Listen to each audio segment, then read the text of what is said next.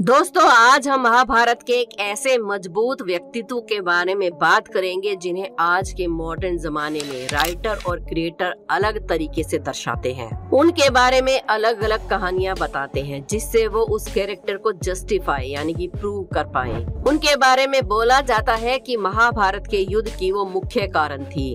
जी हाँ, हम बात कर रहे हैं महाभारत के एक बहुत ही अहम किरदार की, जिसका नाम है द्रौपदी। द्रौपदी के बारे में कहा जाता है कि उनके साथ जो भी बदतमीजी हुई या बुरा व्यवहार हुआ उसे उसने अपने भाग्य में खुद लिखा था और उसके लिए वो खुद ही जिम्मेदार है। महाभारत में द्रौपदी के किरदार को बहुत ही ज्यादा एरोगेंस और घमंडी बताया जाता है। द्रौपदी के बारे में लोगों ने अच्छी कम और बुरी ज्यादा राय बना रखी है, जो कि वेद व्यास जी द्वारा लिखे गए महाभारत काव्य के हिसाब से सही नहीं है। ये सारी बातें टीवी सीरियल बेस्ड होती हैं या फिर फिक्शन ऑथर यानी कि काल्पनिक कथाओं द्वारा लोगों के दिमाग में भर दी गई हैं। आज हम आपको कुछ ऐसी ही काल्पनिक कथाएं या फिर ऐसी ही किताबों के बारे में बताएंगे जो समय समय पर लिखी गई और जिनसे महाभारत काव्य के एक मजबूत किरदार द्रौपदी के चरित्र को खराब बना दिया गया। वीडियो शुरू करने से पहले अगर अभी तक आपने हमारे चैनल अनोखी दुनिया को सब्सक्राइब नहीं किया है तो जल्दी से कर लीजिए और कमेंट्स में जय श्री कृष्णा जरूर लिखें। द्रौपदी का वास्तविक नाम कृष्णा था, जिसका कारण ये था कि उसका रंग अश्वेत था यानी कि काला था,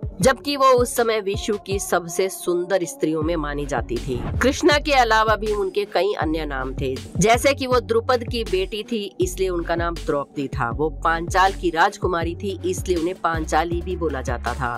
द्रौपदी का जन्म एक साधारण बालक की तरह नहीं हुआ था। उनके पिता ने उनके जन्म के लिए एक यज्ञ किया था और वो यज्ञ में से बाहर निकली थी, इसलिए उन्हें यज्ञ सेनी भी कहा जाता था। पांडवों के साथ द्रौपदी का विवाह एक राजनीतिक विवाद था। पांडवों को पता नहीं था कि द्रौपदी का स्वयंवर चल रहा है। खुद वेद व्यास ने आकर पांडवों से बोला कि द्रौपदी के स्वयंवर में जाएं और द्रौपदी से विवाह करें। पांचाल उस समय हस्तिनापुर की तरह एक मजबूत राज्य था और पांडवों के पास उस समय कोई ताकत नहीं थी।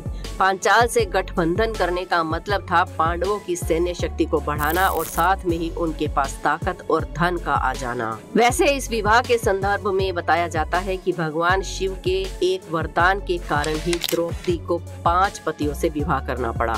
इस कथा के अनुसार पिछले जन्म में द्रौपदी ने भगवान शिव की बहुत तपस्या की और उनसे वरदान मांगा कि उसे 5 खूबियों वाला पति मिले, जो कि वीर हो, ज्ञानी हो, ताकतवर हो, देखने में खूबसूरत हो और धैर्यवान भी हो।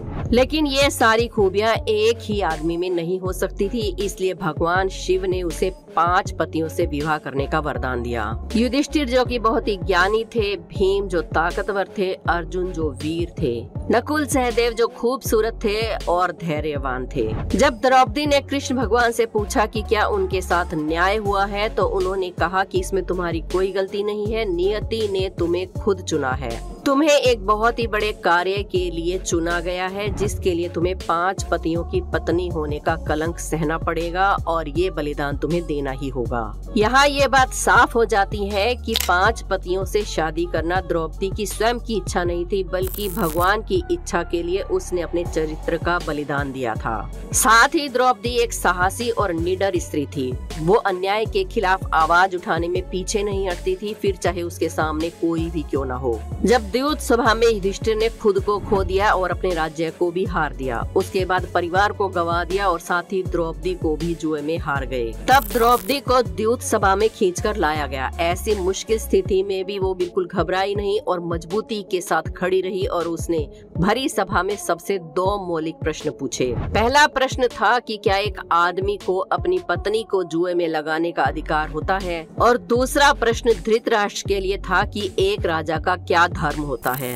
कहने का मतलब ये है कि द्रौपदी अपने साथ हुए अन्याय के खिलाफ चुप नहीं रही और उसका पुरजोर मुकाबला किया। जब युधिष्ठिर नहीं चाहते थे कि कौरवों और पांडवों के बीच युद्ध हो तो उन्होंने शांति वार्ता की कोशिश की। तब द्रौपदी ने युधिष्ठिर और पांडवों पांडवों को उनका क्षत्रिय धर्म याद दिलाया और अपनी भरी सभा में हुई बेइज्जती की भी याद दिलाई और पांडवों के साथ हुए षड्यंत्रों की याद दिलाई और उन्हें युद्ध के लिए बार बार प्रेरित किया। इससे साबित होता है कि द्रौपदी एक मजबूत चरित्र की औरत थी और वो अपने साथ हुए अत्याचार के या छेड़छाड़ के खिलाफ खड़ी हुई और उसने उसका बदला लिया। जयद्रथ ने उसका जब अपहरण करना चाहा तो जयद्रथ को सजा मिली। कीचक ने काफी बार द्रौपदी के साथ बदतमीजी की तो भीम ने द्रौपदी के कहने पर कीचक का वध किया। द्यूत सभा में जितने भी लोगों ने द्रौपदी के साथ बदतमीजी की या फिर बदतमीजी को देखते हुए चुप रहे तो महाभारत में उन सब का वध हुआ। ये सब बातें साबित करती हैं कि द्रौपदी एक मजबूत चरित्र वाली साहसी स्त्री थी। दोस्तों आइए अब बात करते हैं द्रौपदी से जुड़े हुए विवादों की, जिसकी वजह से उसके किरदार को बहुत ही गिरा हुआ बताया जाता है। कुछ लेखकों ने अपनी किताबों में लिखा है कि द्रौपदी और कर्ण के प्रेम संबंध थे और इसलिए द्रौपदी अपने 5 पतियों को मारना चाहती थी। लेकिन वेद व्यास जी की महाभारत के वन पर्व में द्रौपदी ने सीधे सीधे कृष्ण को बताया है कि कर्ण से वो नफरत करती थी, क्योंकि कर्ण ने चीरहरण के समय भरी सभा में द्रौपदी को बुरे चरित्र वाली औरत कहा था।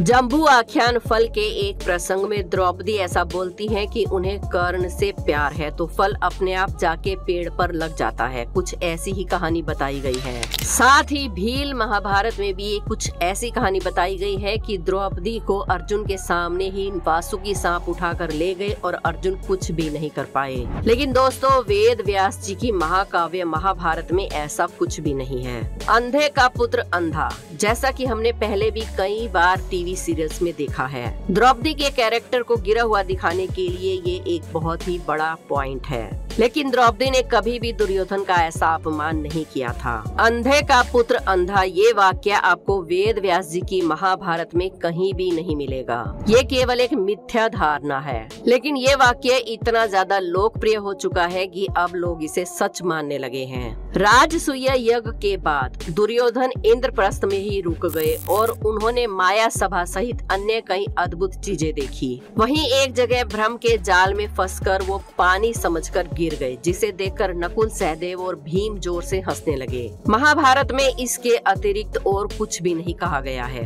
1954 में धर्मवीर भारती के प्ले अंधा युग में भी द्रौपदी के कैरेक्टर को लेकर जस्टिफाई नहीं किया गया और उसे बहुत ही गलत दिखाया गया है। आपको बता दें कि महाभारत काव्य की 1259 टोटल मनुस्मृति है, जिनमें से 1255 में द्रौपदी के किरदार को बहुत ही चरित्रवान और साहसी दिखाया गया है, जबकि 3-4 किताबें ऐसी हैं जिनमें द्रौपदी के किरदार को बहुत ही बुरा दिखाया गया है।